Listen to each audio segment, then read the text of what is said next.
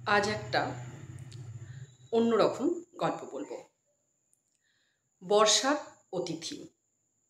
আজ একটা সম্পর্কের গল্প, মধুর সম্পর্কের গল্প। সব সম্পর্কই কিন্তু তেতো হয় না। কোনো কোনো সম্পর্ক এত মধুর হয় যে বলে বোঝানো যাবে না। কেউ কাউকে ছেড়ে থাকতেই পারবে না। একের অভাব অন্যজন না বলতেই বুঝে যাবে। এরকমই একটা গল্প বলি। এক মাঝি ছিল, খুব দরিদ্র। তার বউ আছে আর ছোট একটা বাচ্চা। এইভাবে তাদের দিন চলে। শাক থাকে তো চাল থাকে না, চাল থাকে তো নুন থাকে না। কোনো দিন খাবার জোটে, কোনো দিন প্রায় নুন ভাত খায়, কোনো দিন শাক সিদ্ধ খায়। এরকম করেই তাদের কোনো রকমে চলে যায়। এদিকে আবার বর্ষা এসে পড়েছে। বর্ষায় নদী উত্তাল, তাই মাঝির নৌকায় কেউ ওঠে না। তাই মাঝি ঘরে শুয়ে রয়েছে। একদিন মাঝির বউ এসে মাঝিকে বলল, কি গো, তুমি যে আজও বিছানায় শুয়ে রয়েছ, কাজে বেরোবে না? আজ তো ঘরে কিচ্ছু নেই খাবার জন্য। মাঝি বলল, বেরিয়েই বা কী হবে বলো? দেখছো তো বাইরে কেমন বৃষ্টি পড়ছে, নদী উত্তাল, এই সময় নৌকায় কেউ উঠবে না, তাই আমার গিয়ে কোনো লাভ নেই। মাঝির বউ বলল, আজ তো ঘরে কিছু নেই, তাহলে রান্না কি হবে?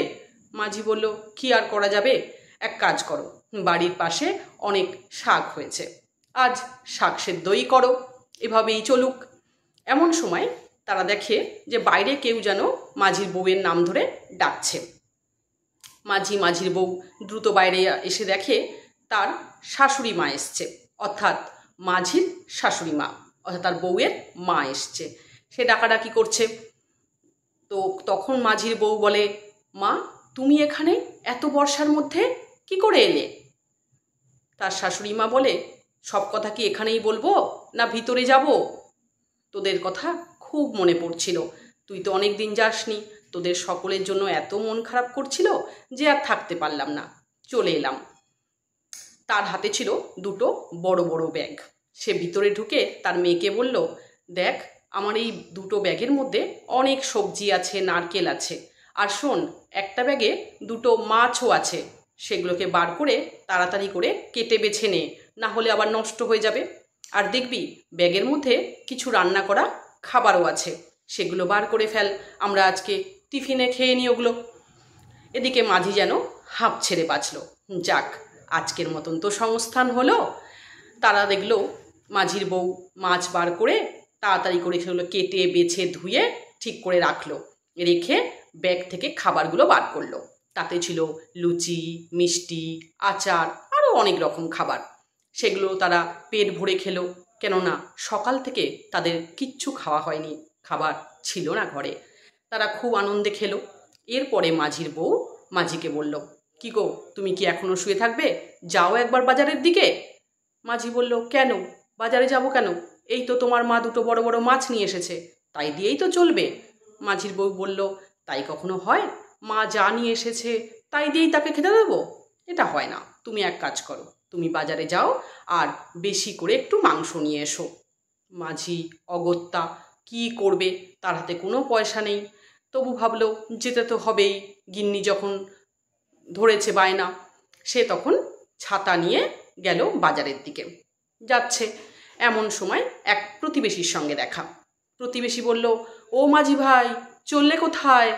মাঝি ভাই তখন বলল, দেখুন না, বাড়িতে অতিথি এসেছে, তাই চলেছি বাজারে একটু মাংস আনতে। প্রতিবেশীটি বলল, আরে এত বৃষ্টিতে আজকে তো বাজার বসেইনি। এই কথা শুনে মাঝি বাড়ি ফিরে এলো। তার বউ তাকে তাড়াতাড়ি বাড়ি ফিরে আসতে দেখে বলল, কি হলো, তুমি তাড়াতাড়ি ফিরে এলে যে, আর মাংস কোথায়?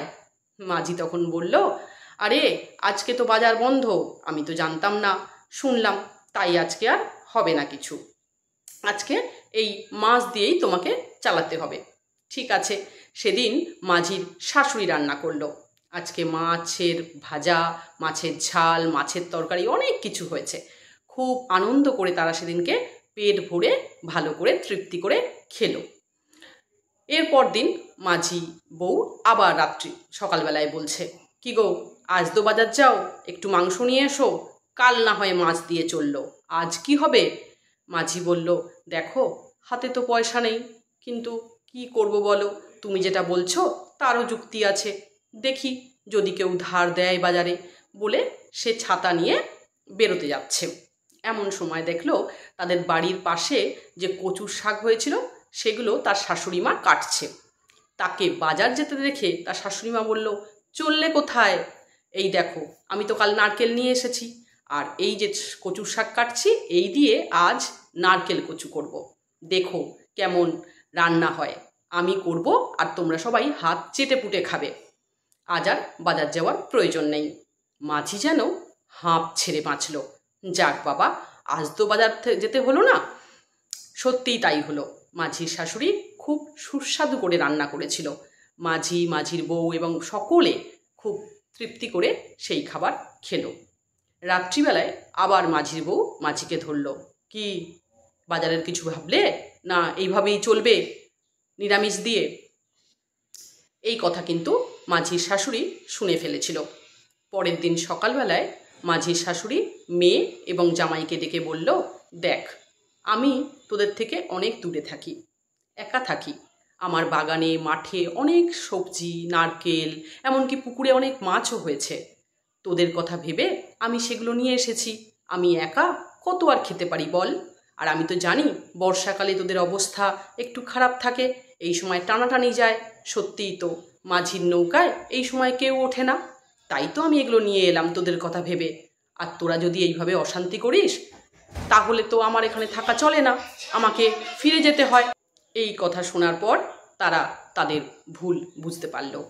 এবার মাঝি তার শাশুড়ি মায়ের হাত দুটো ধরে বলল, মা, আপনি আর দূরে একা একা থাকবেন না, এবার থেকে আপনি আমাদের সঙ্গেই থাকুন, তাহলে আমরা খুব আনন্দে থাকব এবং আপনিও আপনার মেয়ে নাতি সঙ্গে খুব সুখে থাকতে পারবেন।